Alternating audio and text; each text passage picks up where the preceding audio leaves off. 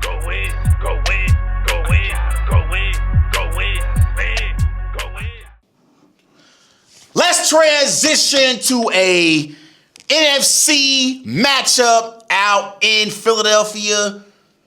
It's a matchup between Matthew Stafford and Jalen Hurts. The 2-0 L.A Rams are traveling to Philly to take on the 2-0 Philadelphia Eagles.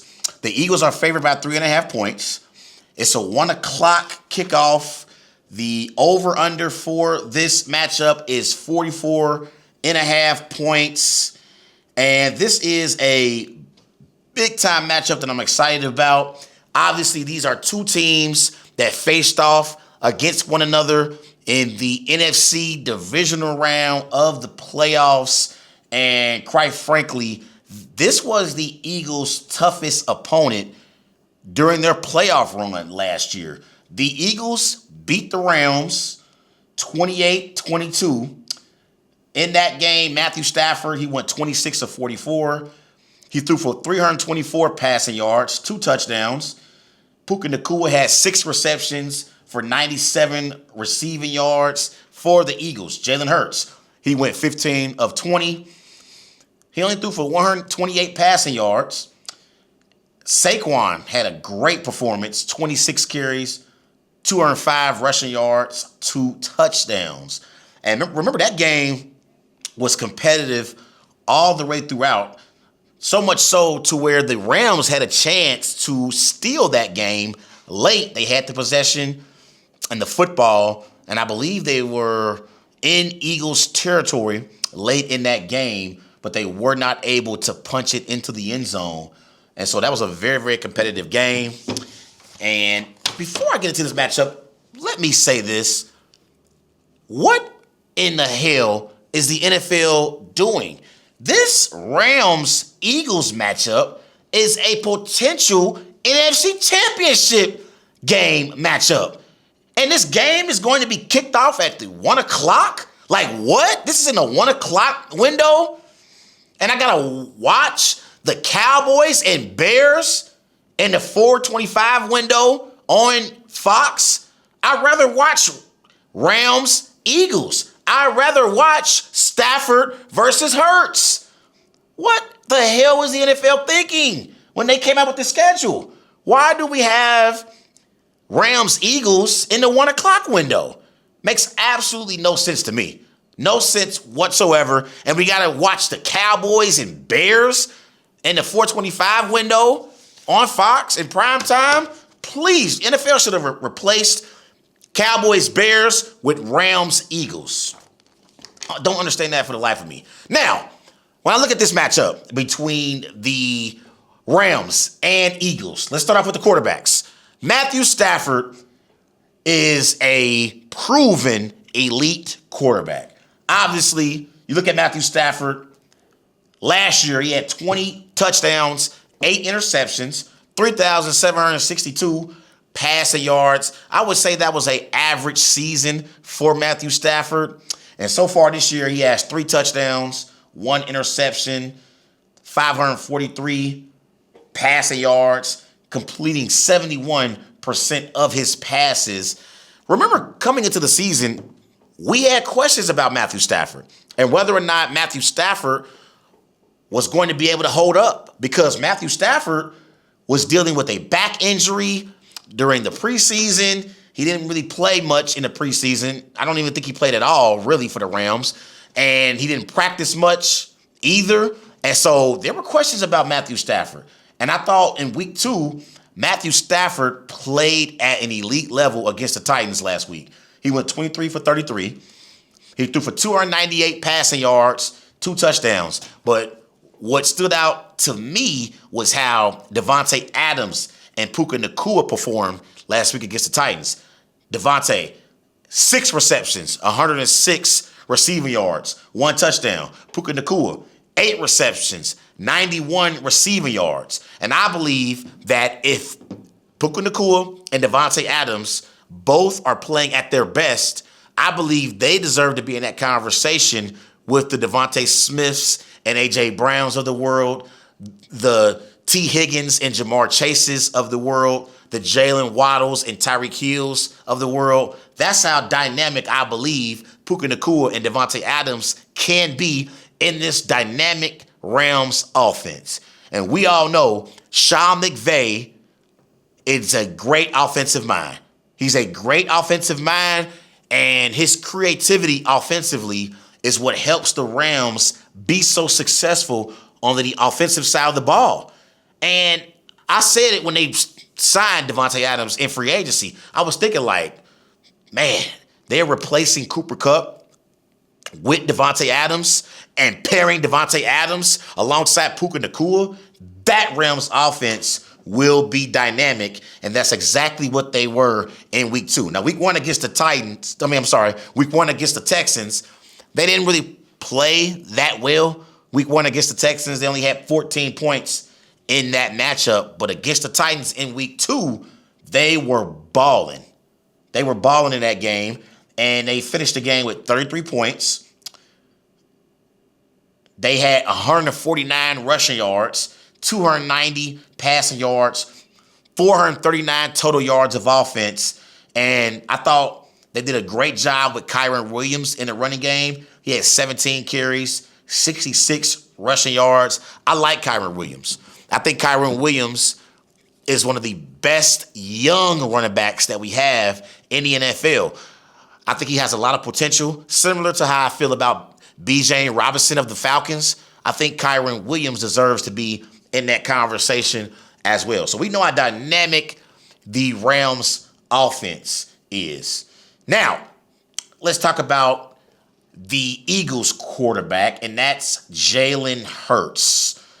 Last year, Jalen Hurts, he had 18 touchdowns, 5 interceptions, 2,903 passing yards.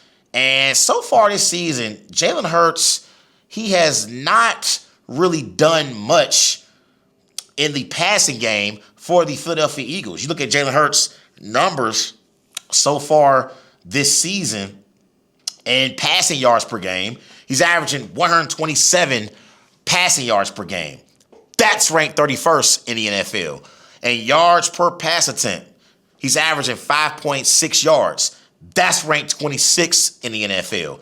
He has 2 20-yard completions. That's tied for last in the NFL. He doesn't have a single touchdown pass yet. And his passer rating is 88.5.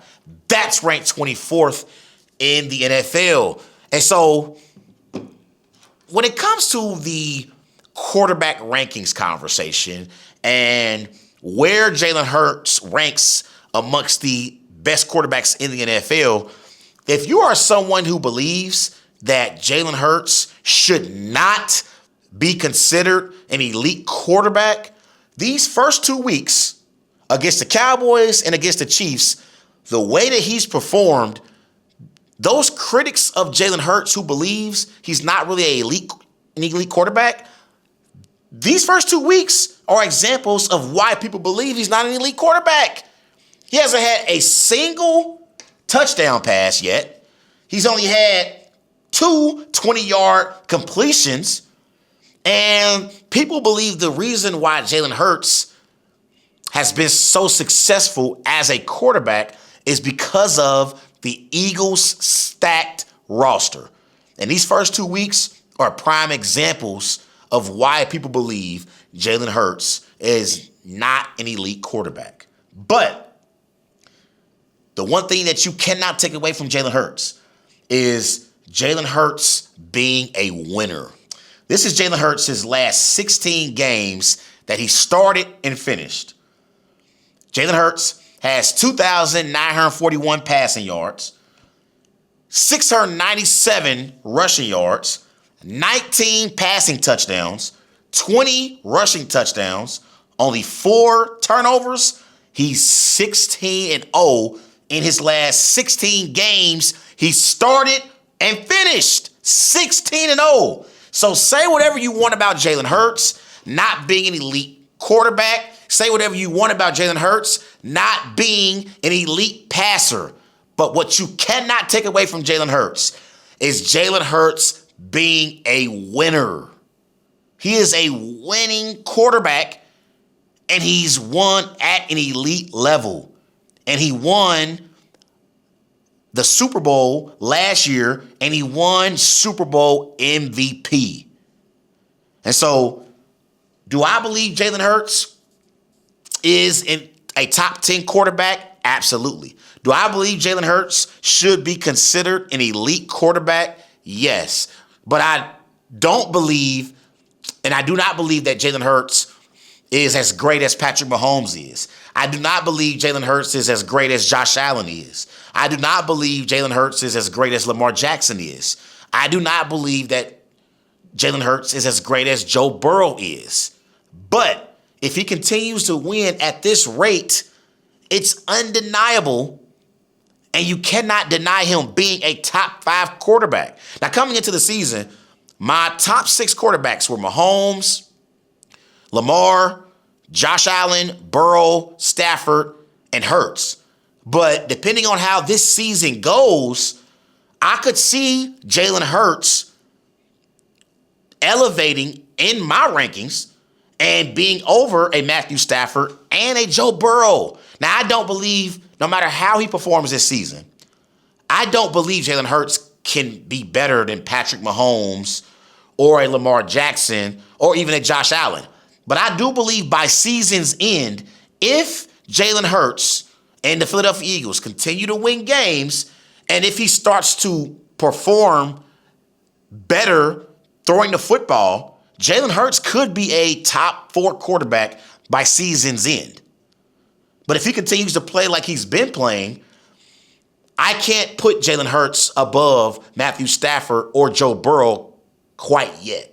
That's the thing. Now, if he wins a Super Bowl playing the way that he's currently playing, 2 Super Bowls, possibly 2 Super Bowl MVPs, you can make an argument for Hurts being better than Stafford and Burrow, especially if he's the MVP. But if he continues to play at this level, it's going to be difficult. It's a tricky conversation with Jalen Hurts, and I think Jalen Hurts is the one quarterback where everybody has Jalen Hurts ranked at different spots when it comes to the top 15 quarterbacks in the NFL.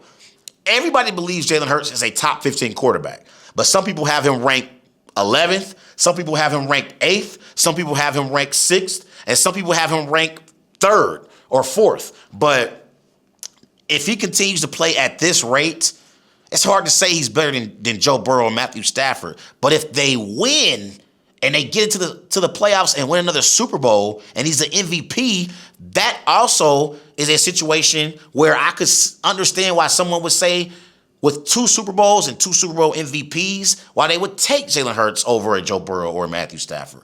But it's tricky with Jalen Hurts for sure. Now, when I look at the Eagles offensively, obviously in week 1, they beat the Cowboys. They had 24 points in that game. But against the Chiefs, I thought that was a very, very average game for the Eagles. I mean, Jalen Hurts only had 101 passing yards. Now the Eagles as a team had 122 rushing yards, and Saquon Barkley, he had 22 carries for 88 rushing yards against the Chiefs. But the one thing I want to keep an eye out for is A.J. Brown, because so far, A.J. Brown has not really done much so far this season. I mean, you look at A.J. Brown, so far he has 6 receptions, 35 receiving yards this year. And the one thing we know about A.J. Brown wants the football. He wants the football. And so the Eagles, they have not been able to get A.J. Brown the football yet. And that's going to be important as the season goes along. Because I remember A.J. Brown after the Super Bowl, A.J. Brown talked about how winning the Super Bowl after 2 days, the feeling of winning the Super Bowl and being so happy and excited about it kind of wore off. And he basically essentially said, I live for being able to make plays and be a great receiver.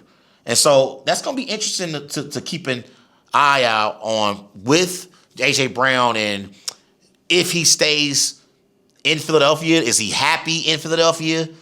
Because I can guarantee you right now, A.J. Brown is not happy only having 6 receptions for 30-plus receiving yards so far this season. But when I look at these two teams, obviously, defensively, I believe that both the Rams and the Eagles are really, really good defensive football teams. You look at the Rams defensively, they have Pona Ford. Okay, you got Kobe Turner, Byron Young. Okay, in that linebacker room, you got Kobe Durant. You got Jared Verse. In that secondary, you got Quentin Lake, Emmanuel Forbes Jr., and I really, really like this Rams defense. Defensively, their front four with Puna Ford, Braden Frisk, okay, Byron Young and Kobe Turner. I really, really like this Rams front four. I really, really do. And I believe that the Rams have a young defense that's hungry. But when you flip the script to the Eagles defense, the Eagles defensively, they are a top 5 unit in the NFL. Okay, up front, you got Jordan Davis, Jalen Carter, and I expect Jalen Carter to have a major impact in this big game against the Rams. At linebacker, you got Nolan Smith Jr. You got Zach Bond, who had an interception against the Packers in the wild card win during the Eagles playoff run. Okay, in that Eagles secondary, you still got Reed Blankenship. You still got Cooper DeJean, who had a pick 6 in the Super Bowl against the Chiefs. So I love this Eagles defense. Their defensive unit is led by defensive coordinator Vic Fangio. And so this is going to be a very, very entertaining football game. And I think it's going to be a really, really close game.